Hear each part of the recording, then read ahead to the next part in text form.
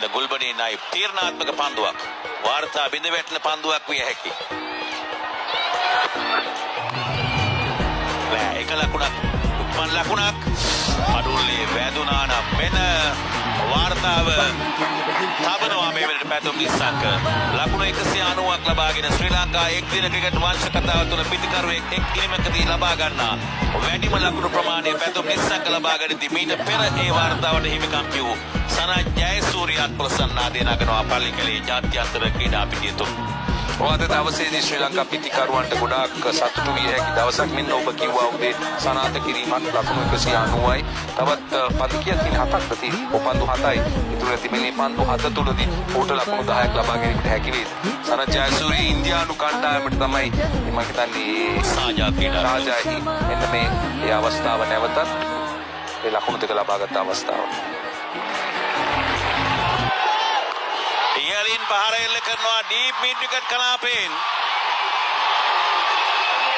ලකුණු 6යි දැන් 196යි දැන් 196යි ද්විත්ව ශතකය ලබා ගැනීම සඳහා ලකුණු 4ක් ප්‍රශ්නය අවසන් පන්දුවරේ මුලින් පන්දුවට පහර දෙන්නේ චරිත අසලංක. ඔහු වේගයෙන් පහර දෙයිද? නෑ එකක් අරන් දෙන්න. එක ලකුණ ලබා දෙයිද? ප්‍රශ්නය අහන්න පෙර පිළිතුර රොෂාන් අබේසිංහගේ. නමුත් එය කියන්නට ඔහු මා සමග නැහැ. අවසන් පන්දුවරය තුල ඔහු නික්ම යනවා. ඔහුට තිබෙනවා විශාල රාජකාරියක් ජාත්‍යන්තර විස්තර විචාරයේ තුල. දැන් ශ්‍රී ලංකා කණ්ඩායම 364යි කඩලු තුනකට ශ්‍රී ලංකා ක්‍රිකට් එක් දින ක්‍රිකට් වංශ කතාව තුල පිටිකරුවෙකු ලබා ගන්නා එක් තරගයකදී එක් ඉනිමකදී ලබා ගන්නා වැඩිම ලකුණු ප්‍රමාණය පැතුම් නිස්සංක ලකුණු 196 ලබා ගත්තා. දැන් චරිත අවස්ථාව ලැබී තිබේ. මෙන්න එක ලකුණ ලබා ගන්නවා. එය ඊටාත්ම ක්‍රීඩාශීලී අවස්ථාවක් හැටියට නම් කිරීමට පුළුවන්. ඉතිහාසයේ ප්‍රථම වතාවට තමාගේ සහෝදර ක්‍රීඩකයෙකුට ද්විත්ව ශතකයක් කරා යන්නට අවස්ථාව ප්‍රථම පන්දුවෙන්ම ලබා දුන්නා. චරිත අසලංක එක ලකුණ ලබාගෙන ලකුණු 196ක් පන්දු 135ක් තුල ඉතිහාසගත වන ශ්‍රී ලංකා පිටිකරුවා පැතුම් නිස්සංක තවත් පන්දු 5ක් මේ ඉනිම තුල ඉතිරිව තිබෙනවා. තමත් විශිෂ්ට ඉනිමක් ඒ වගේම අපිත් වාසනාවන්ත වෙනවා මෙවැනි ආකාරයේ ඉනිමක් දක්වලා ගන්න සජීව ඒ වගේම මේ ඉනිම පුරා නොදවි ඔහු ඉතාමත් හොඳින් ලකුණු අතරට ප්‍රවිෂ්ඨ වීම අගය කළ යුතුයි. පන්දුව ස්ථානගත කළා. ලකුණු 4ක් විය යුතුයි. ලකුණු 4 අත් කර ගන්නවා දයාබර ක්‍රීඩාලෝලී අසන්නනි නරඹන්නනි අපි බලමු මිනිසුරුගේ තීරණය.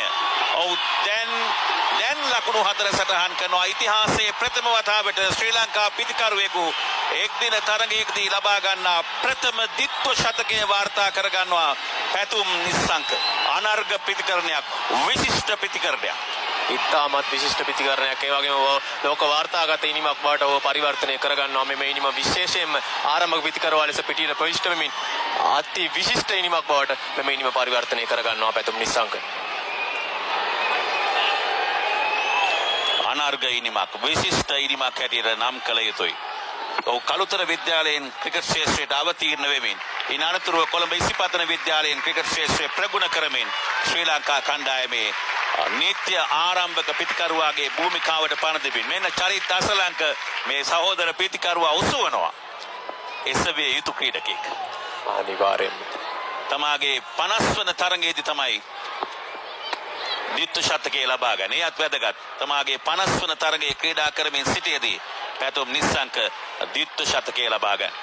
ඒ වගේම ඔහු අර අපි කලින් කතා කරපු මේ පැතුම් නිස්සංකගේ ඉනිම අද දිනේ පුරා ඉතාමත් හොඳින්ම ලකුණු අතර ප්‍රවිෂ්ඨ කිසිදු අවස්ථාවක් ලබා දුන්නේ නැහැ. පන්දු යවන්නට සහ පන්දු රකින්නට විශේෂයෙන් පුල් පහර ඒ වගේම ස්ප්‍රීට් ඩ්‍රයිව් පහර කවර් ඩ්‍රයිව් පහරවල් ඉතාමත් හොඳින් පිටිය පුරා ලකුණු රැස් කරමින් පහරවල් එල කරමින් දැවැත්ත මේ සොක් ස්වීප් පහර පිට 6 දෙකක් ලබා ගත්ත ඒ පහරවල හරහා ඉතාමත් සුවිශේෂී ඉනිමක් මේ ඉනිම පැතුම් නිස්සංකගේ අද දිනේ අපිට දැක බලා ගන්නට ලැබුණා.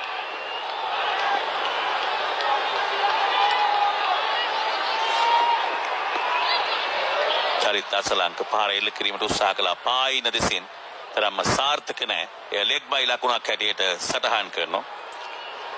ඒ වගේම ජාලිය ශ්‍රී ලංකා කණ්ඩායමට අඩුවක්ව තිබුණු මේ ද්විත්ව ශතක එක් දින තරගයකදී ශ්‍රී ලංකා කණ්ඩායමට ද්විත්ව ශතකයක් තිබුණේ නැහැ. එය පුරවනවා පැතුම් නිස්සංක මේ අද ලකුණු ලබා ගැනීමේ ආකාරය පිටිය පුරා සෑහෙන්න හැම පැත්තකටම වාගේ තමත් හොඳින් ලකුණු රැස් කරගත්ත මේ ඉනිම පුරා හයේ පහර සියල්ලම එල්ල කර තිබෙන්නේ තමාගේ පායින දෙසින් ලෙග් ස්ටම්ප් එක දෙසින්.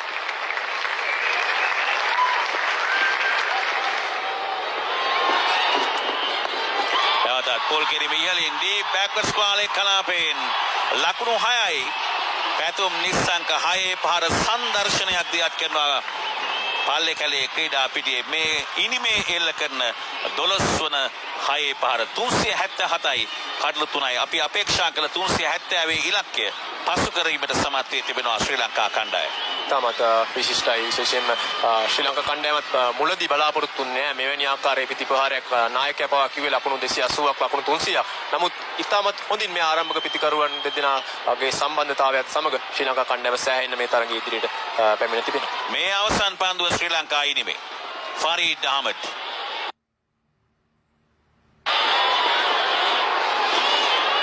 පැතුම් නිස්සංක අවසන් පන්දුව ස්ථානගත කරනවා 4 සීමාව දක්වා ලකුණු 4යි. හයේ පහර 4 පහර සංදර්ශනයක නිමාව ශ්‍රී ලංකා ඉනිමේ පන්දුවර 50 අවසන් පන්දුවටත් ලකුණු 4ක් පැතුම් නිස්සංක 381යි කඩලු 3යි. විශිෂ්ට ඉනිමක් අනර්ග විශිෂ්ට ඉනිමක් පැතුම් නිස්සංක පන්දු 139කින් ලකුණු 210ක්